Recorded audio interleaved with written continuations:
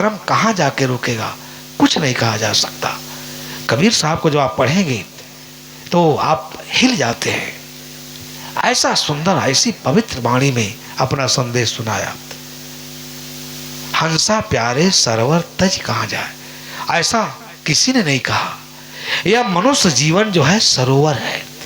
आई सरोवर में निवास करने वाली आई आत्मा, यह शरीर सरोवर जब छूट जाएगा, जिसमें तुम विषय वासनाओं भोगों के मोती चुग रही हो, आज इसके गंदे संस्कारों के कारण तुम्हारी यात्रा अत्यंत लंबी हो जाएगी। कहाँ लेके जा रहे हो, कहाँ जा रहे हो? मनुष्य जीवन की गरिमा का जो जितना सुंदर प्रतिपादन किया, इतना इसको प्रतिष्ठा दिया, इतना इसको गरिमामय बनाया कबीर ने, शायद किसी ने नहीं। गोस्वामी जी भी कहते हैं, कहीं कहीं बड़ी ऊंची बात कहते हैं, नर तन भव बारिद कर बेरो। कल भी मैंने कहा था, ये संसार समुद्र से तरने का, अगर ये बेड़ा, ये जहाज अगर ऐसे ही अंधविश्वास में भटक गई तो बताइए कहाँ जाएगी? कुछ पता होता है हम लोग कहाँ जाएंगे?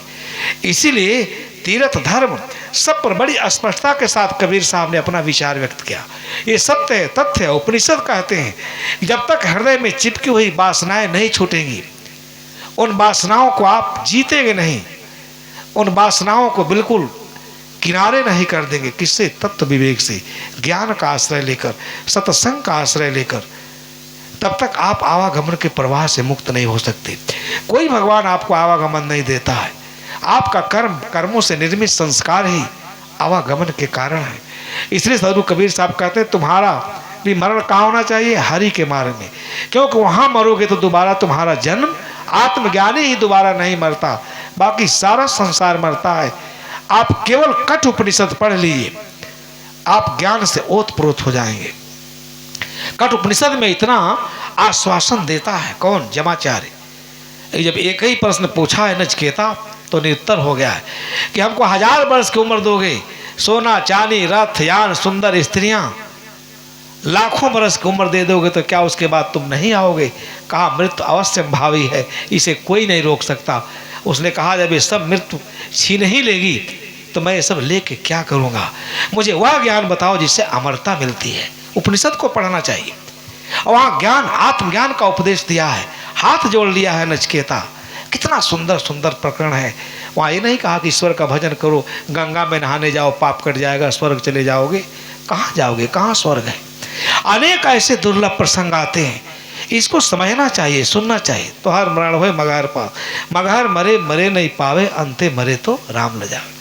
फिर कहते हैं इसको समझने की, आप कबीर को तब तक नहीं समझ सकते जब तक पूरा भारतीय वाङ्मय का सम्यक आप अध्ययन नहीं करेंगे। मगहर मरे तो गदहा होए भल प्रतीत, ये भी उन्होंने कहा, क्योंकि मगहर के बारे में सनातनियों के द्वारा और किसके द्वारा? नाथों के द्वारा, सिद्धों के द्वारा इतना किस साधना करते थे, शर्म आती है। शराब भी पीते थे लोग, पचमाकार का पूजा करते थे नाथपंथी लोग, शिवाचारी लोग, आप सब जानते हैं। आज भी मैं आपको बताऊं, आप कांप जाएंगे। मैं पंजाब में गया, मेरा एक छोटी सी कुटिया है पिंजौर में, आप गए होंगे कालका शिमला तो देखे होंगे, एक नगर है चंडीगढ़ के पास, वहाँ एक नाथों का डेरा है। महंत शराब पीकर एकदम भूत बना रहता है, राखी रहती वहीं। अब पढ़े लिखे परिवारों के लड़के आ करके, जैसे हमारे असंग साहब हैं ना, झाड़ते हैं, लात से भी झाड़ते हैं, उससे भी झाड़ते हैं, मोर पांख से, दिन भर मोर पांख से झाड़ता, पैसा गिरता, किसी को भूत पकड़ा, किसी को बच्चा नहीं हो रहा, और राखी उठा के देता, शराब पी के मस्त है। इस देश में इस प्रकार के धर्मों ने, जो इस देश के शाश्वत धर्म के शरण में जाने से मनुष्य के दरवाजे पर क्या लगा? ताला जड़ दिया। इसके खिलाफ कबीर साहब बोल रहे हैं, मगहर मरे तो गदहा होए। वो सनातनियों की बात को कह रहे हैं, नाथों की बात को कह रहे हैं कि इतनी अपवित्र भूमि है। आप कबीर साहब के साहस को देखें। इसलिए कबीर साहब ने कहा अगर इतनी अपवित्र भूमि है तो मैं मगहर में ही जाके मरूंगा, देखते हैं मेरा नरक कैसे होता है। जाने का कोई कारण था मगहर, गोरखपुर मगहर, गोरखपुर के बगल में मगहर भूमि है। एक फैलाया गया था, भ्रम फैलाया गया था कि जो मगहर में मरेगा वो कहाँ जाएगा? नरक में जाएगा, गदहा होगा, नरक में जाएगा। कबीर साहब कहते हैं अगर हमारी आत्मा पवित्र है, हमने आत्म साक्षात्कार किया है, हम पुण्य कर्म किए उस श्रेणी की मेरे अंदर नैतिकता है, सत्य के हम दृष्टा हैं, साक्षी हैं, तो मैं चल करके वहाँ मरता हूँ, देखता हूँ मैं कैसे नरक में जाऊँ। उनका साहस था इस अंधविश्वास को, भ्रम को, पाखंड को तोड़ने के लिए। बल प्रतीत राम से खोए। तब कहते हैं क्या काशी क्या मगहर ऊसर, निर्णय दिया उन्होंने, क्या काशी क्या मगहर ऊसर जो पे हृदय राम बस मोर। सबसे बड़ा तीर्थ क्या है? ये संत समाज है। गोस्वामी जी ने भी यही स्वीकार किया। आप सब लोग पढ़ते हैं माँ रामचरितमानस में चौपाई है, कल आप कह भी रहे थे। कहाँ चार फल मिलता है? संत रूपी तीर्थ में बैठ करके जब आप निर्विकारी हो जाएंगे, अपने अंदर के मलों को, कासायों को, गंदे संस्कारों को धो करके और ज्ञान के प्रकाश से बिल्कुल आप्लावित हो जाएंगे, सारे कुसंस्कारों का अभाव हो जाएगा, पवित्र संस्कारों से सुसज्जित हो जाएंगे। ये सब कहते हैं। किसी ने नहीं कहा वह गंगा में जाने से आपको मोक्ष होगा, आप स्वर्ग जाएंगे। पानी ही तो है, चाहे हरिद्वार में नहाओ चाहे यहाँ नहाओ। लेकिन व्यवसायिक धर्मों ने अपने व्यवसाय को बढ़ाने के लिए ऐसा कुकृत्य किया इस देश के साथ, ऐसा छल किया, ऐसा पाखंडपूर्ण उपाख्यान दिया कि हर आदमी थर थर कांपने लगता है। आपको अपने बच्चे का नाम रखना हो तो सीधे जाते हैं, कहाँ जाते हैं? पंडित जी के पास जाते हैं कि बच्चे का नाम रखिए। पंडित देखते हैं कि जजमान कैसा है, कुछ खर्चा करने वाला है कि बिल्कुल गरीब है, जैसी आपकी हैसियत देखते हैं। कहते हैं देखो बिल्कुल 27 में पड़ गया है, नया नया नवजात शिशु है, अब इतने ब्राह्मणों को जूता छाता दो, खिलाओ, सब 27 कट जाएगा। हम एक दिन, ये उत्तर प्रदेश का एक जिला है बहराइच, एक ऐसे साधु जैसे साहब है ना, श्री विवेक साहब, बड़ा निर्मल हृदय का साधु, तो सब लोग बैठे थे, श्री प्रज्ञा साहब थे, आप लोग जानते होंगे। भीड़ नहीं थी, शाम को सत्संग होता है। कहे ठीक ठीक उसको बुलाओ, वो भजन गाएगा, अभी बिना बुलाए लोग आ जाएंगे। इतना बढ़िया भजन गाया, तार्किक भजन, हम भी सुन के दंग रह गए। क्या गाया? पागल हो गए नर और नारी, पूजे बिरवा पथरा। इतना राग से गाया कि भर भर महिलाएं आके सब बैठ गई, सब भर गया। बड़े सवेरे उठ के नारी, बरगद पूजन जामे। आपके यहाँ भी पूजती होंगी सवेरे, पति को भले नहीं पानी देती होंगी हमारी बहनें, सीधे कहाँ चले? बरगद के पेड़ के पास चली जाएंगी। ये अंधविश्वास, ये ढकोसला। बड़ा सवेरे उठ के नारी, बरगद पूजन जावे, सूत लपेटे भावर डोलें, उनके आचरण दे बेयारी, पूजे बिरवा पथरा। पागल हो गए नर और नारी, पूजे बिरवा पथरा। आगे की लाइन बड़ी अच्छी है, हमको याद नहीं है। उसी बरगद पर कौआ आके हगता है, टट्टी करता है उसी देवता के ऊपर, एक बार नहीं भगा पाते। अये जाके भोग लगा करके वहाँ ऐसा बेना होंकते नो खिलाने के लिए, पति को नहीं देगी। कितना भ्रम है, उनके मन में गलत चीज बैठ गई है, इसलिए वो ऐसा कर रही है, उनका दोष नहीं है। इसलिए सदगुरु कबीर साहब का जो सारा चिंतन है, दर्शन है, इसी के परिप्रेक्ष्य में है। बंद कर दिया जाए, बहुत समय हो रहा है। तो विषय तो ऐसा है कि मैं इस पर बोलता रह जाऊंगा। तो बंधुओं, मेरे कहने का मतलब है कि सारा हमारे जीवन में जो कुसंस्कार हैं, जो धर्म के रूप में हमारे अंदर प्रतिस्थापित हो चुके हैं, उनके लिए हमको अच्छा दर्शन चाहिए, अच्छी दृष्टि चाहिए। कबीर के दर्शन में वो दृष्टि है, वो साहस है। इसलिए कहते हैं कि जो कबीर काशी मरे तो राम है कौन। ये बहुत आत्मबल देते हैं। किसको? हम काही लोगों को, जो अपना सब कुछ हम लोग समर्पित कर दिए हैं कि काशी में ही मरने मात्र से अगर मुक्ति है तो राम की खोज करने की क्या आवश्यकता है, स्वर्ग की क्या आवश्यकता है। इसलिए जो कबीर काशी मरे तो राम है कौन निहोरा, राम राम कहने की क्या जरूरत है? कोई ज़रूरत है राम राम कहने की? आप बताइए। जाके सब लोग काशी में मर जाइए, डुबकी लगा के चले आइए। हम तो देखते हैं ऐसा ऐसा अंग्रेजी में अप्रिसिएट किया जाता है कि फॉरेनर्स आकर के, और एक साधु था एकदम जटा उटा रखा था, बाल बच्चा वाला था, और उसको कैसा अप्रिसिएट करता था, उसके साथ वो गांजा पीता था, गांजा पीकर समाधि लगाता था। ये हमारी किस साधना है? गांजा पीना, शराब पीना, ये तो दुष्कर्म है, ये विदूषक लोग करते हैं, ये साधु का काम है। इससे कोई आध्यात्मिक सिद्धि हो सकती है, इससे कोई आध्यात्मिक उन्नत हो सकती है। लेकिन परंपरा के वादी लोग, परंपरा के पोषक लोग, रूढ़ियों के समर्थक लोग, रूढ़िवादी लोग ये सब नहीं जानते। कैसे इसको करेंगे? कैसे सब इससे छुटकारा कैसे होगा? आप जगह जगह देखेंगे, पढ़ेंगे, कबीर साहब ने इसी पर खुल करके बोला। चारों तरफ अंधविश्वास, बाह्याचार, पाखंड, आडंबर, अंधविश्वास। सबसे दुखद बात तो है कि आज के युग में इसी का प्रचार किया जा रहा है।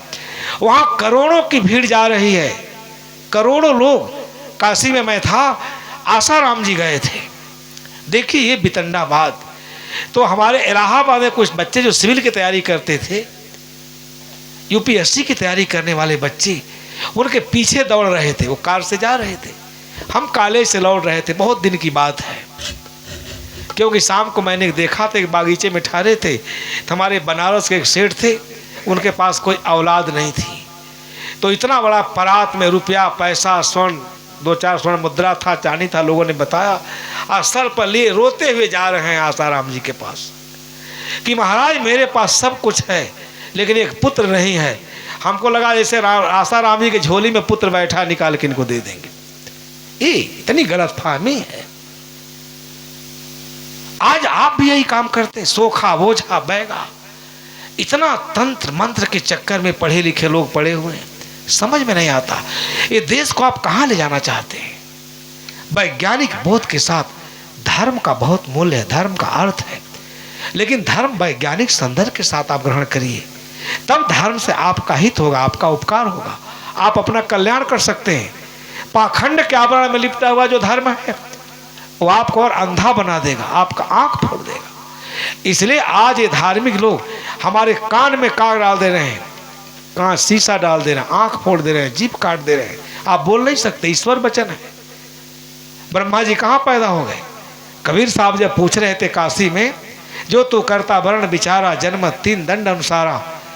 अगर आप सगे ब्रह्मा के भाई भतीजा रिश्तेदार हैं तो कान में जनेऊ आदि लेकर क्यों नहीं पैदा हो गए? आपको मल मूत्र में पैदा नहीं होना चाहिए। ये साधारण बात नहीं है। पूरे भारत को झकझोर के रख दिया था। कौन काशी में कह सकता था? उसका जहाज कत्ल कर दिया जाएगा। इतना बड़ा पूरे भारत के लोग उस अंधश्रद्धा का समर्थन कर रहे हैं। ये देश का दुर्भाग्य है। देश के पतन में यही सब सारे कारक बने हुए हैं। हम कहीं भी इस बात को कह सकते हैं। आज कुछ ऐसे धर्माचार्य हैं जो बैठ करके रात दिन ढोंग ढकोसला पर उपाख्यान दे करके लोगों के विवेक की हत्या कर रहे हैं, कर्तव्य पथ से च्युत कर रहे हैं। सब वहाँ इतनी बड़ी भीड़ है। महाराज हम एक दिन टीवी देख रहे थे, एक राजस्थान का परिवार आया था। सुनिए क्या क्या दुर्दशा है इस देश की। वहाँ बैठे थे, ब्राह्मण लड़का है, अपने घर में एक पत्नी है, उससे एक बेटी है। एक मुस्लिम लड़की से बैल संबंध कर लिया है।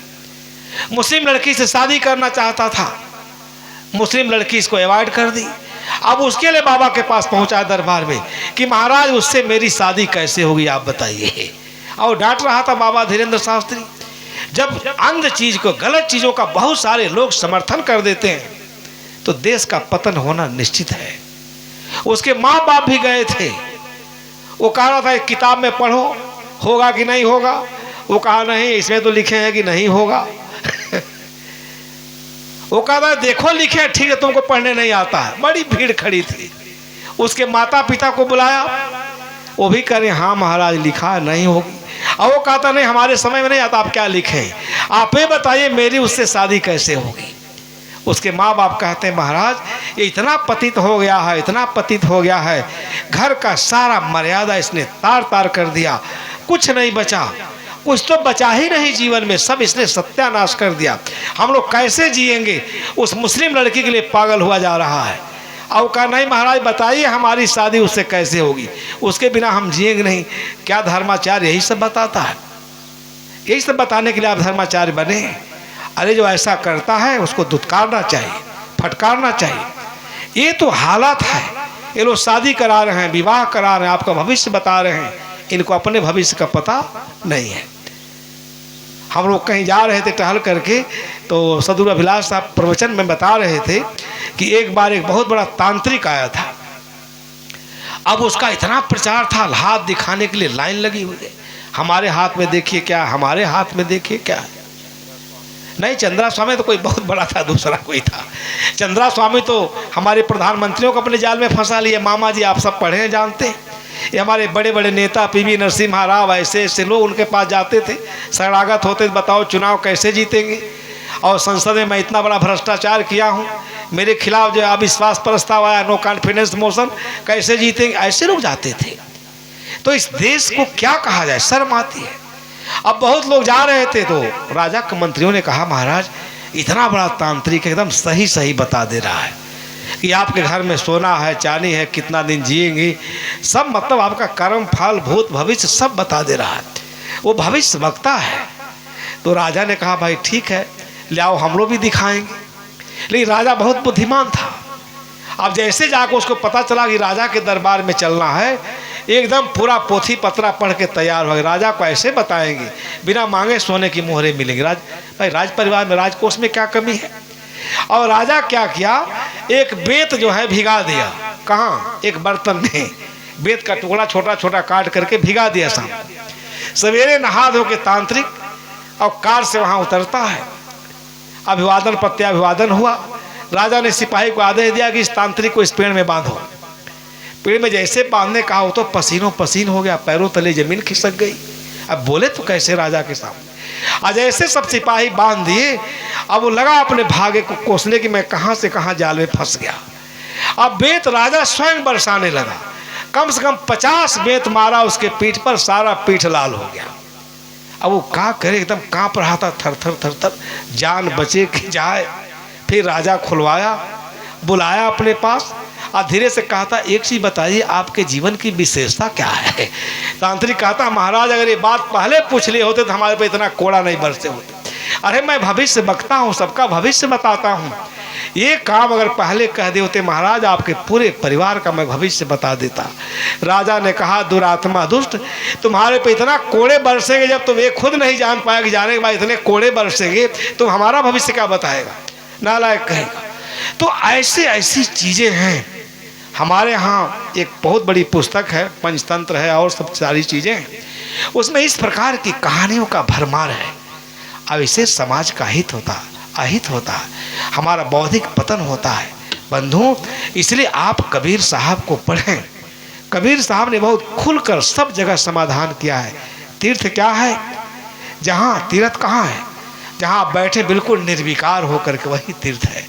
आप गंगा के पानी से नहाने से निर्विकार नहीं होगा, ऊपर का मैल प्रक्षालन करते हुए पानी बह जाएगा। जो अंदर कूड़ा कचरा है, कुसंस्कार है, गंदगी है, जिसके कारण बाहर की सारा व्यवहार, सारा आचरण, कर्म सब निंदित कर्म कर रहे हैं, वो कैसे पवित्र होगा। उसका साधन ज्ञान है। ज्ञान कैसे मिलेगा, सत्संग से मिलेगा, तत्व विवेक से मिलेगा। ऐसे महापुरुषों के पास बैठेंगे जिसके पास बैठने से आपके अंदर की जो ऊर्जा है वो उस ऊर्जा को अंतर्मुखी बना देगा। तो उपनिषद को पढ़ें, कबीर को पढ़ें, बहुत सारा दर्शन है, बुद्ध को पढ़ें। इस सारे महापुरुषों ने इस अवैज्ञानिक अमान्यताओं का, अवैज्ञानिक मान्यताओं का खंडन किया, पुरजोर खंडन किया। लेकिन व्यवस्थावादियों ने पूजा पाठ का व्यवस्था बना के, तंत्र मंत्र का व्यवस्था बना के, लोकोत्तर की परिकल्पना करके और हमारे दिमाग को, हमारे अच्छे ऊर्जा को क्या किया, गलत जगह आरोपित कर दिया, जिसका भयानक परिणाम सामने आने वाला है। लाखों लोग दौड़ रहे हैं। क्यों? इस भौतिक जगत में सब दुखी हैं अपने अपने कर्म के कारण, अज्ञान के कारण। किसी को सुख नहीं है और सब सुख चाहते हैं। आइए बाबा के पास ले जा रहे हैं, बाबा कोई मंत्र बता देंगे हम सुखी हो जाएंगे। कर्म का नियम शाश्वत है। बिना कर्म किए, बिना पुरुषार्थ किए, बिना सत्य का आचरण किए कोई संसार में प्राप्त नहीं कर सकता, न कोई भौतिक उपलब्धि हासिल कर सकते। तो मैं दो बात बताया कि गोस्वामी जी एक तरह तो बहुत बढ़िया वेदांत दर्शन का चिंतन करते हैं और दूसरी जगह वो संकुचित हो जाते हैं, ज्ञान मार्ग का वहाँ विवेचन नहीं करते हैं। और जगह उन्होंने कहा है, वहाँ एक बहराइच में एक मुसलमान का मजार है, एक जेठ के महीना में सारे हिंदू वहाँ दौड़ पड़ते हैं। आपको आश्चर्य होगा। और सब अपने अपने घर पे झंडा चढ़ाते हैं, गाजी मियाँ का पूजा, गाजी मियाँ का पूजा। ये हिंदुत्व विचारणा है। 33 करोड़ देवता से नहीं अघा पाते तो मुसलमान के मजार पर, जहाँ जीवन भर गाय खाया, मांस खाया, उसके मजार पर जाके सिजदा करते हैं। ये इतना बड़ा भ्रम है, अज्ञान है। तो गोस्वामी जी ने उसके बारे में लिखा, बड़ा पारखी अविवेकी विचार वहाँ प्रकट किए। लही आँख कब आंधरे, बांझ पूत कब लाए, और कब कोढ़ी काया लही जग बहराई जाए। वहाँ तो विवेकी पारखी हैं। और जब अयोध्या के बारे में लिखते हैं कि ये चारों खानियों के जीव मर करके स्वर्ग चले जाते हैं, तो अयोध्या में पाप होगा, अनाचार होगा कि धर्मात्मा लोग होंगे, बताइए। इसलिए लोग श्रद्धा के वशीभूत लिख दी। आप सबको उस पर तत्व विवेक करना चाहिए, संतों का सत्संग सुनना चाहिए। संतों के सत्संग से ही अज्ञान मिटेगा, संशय मिटेगा, भ्रम मिटेगा, और संशय भ्रम का मिट जाना ही जीवन की सार्थकता है। तभी आप सच्ची साधना कर सकते हैं, अपने जीवन का कृतार्थ कर सकते हैं। बंध मोक्ष ये सब समझ सकते हैं, बंधन क्या है, मोक्ष क्या है, सुख क्या है, ये सत्संग के बिना नहीं समझा जा सकता। तो सबसे बड़ा तीर्थ मैंने क्या बताया? आत्मा की निर्मलता, आत्मा की पवित्रता, निर्विकारी होना। निश्चल ज्ञान जहाँ मिले वहाँ जाएं। आप सब लोग अपने को निर्विकारी बनाएं। अंधविश्वास, अज्ञान, संशय, भ्रम, इसको अपने विवेक के द्वारा इसका निरसन करें और सभी लोग सुखी जीवन जिएं। यही सच्चा धर्म है, और दूसरे को धर्म नहीं कहा जा सकता। तो फिर कल के सत्र में फिर चर्चा होगी। आप सबको बहुत बहुत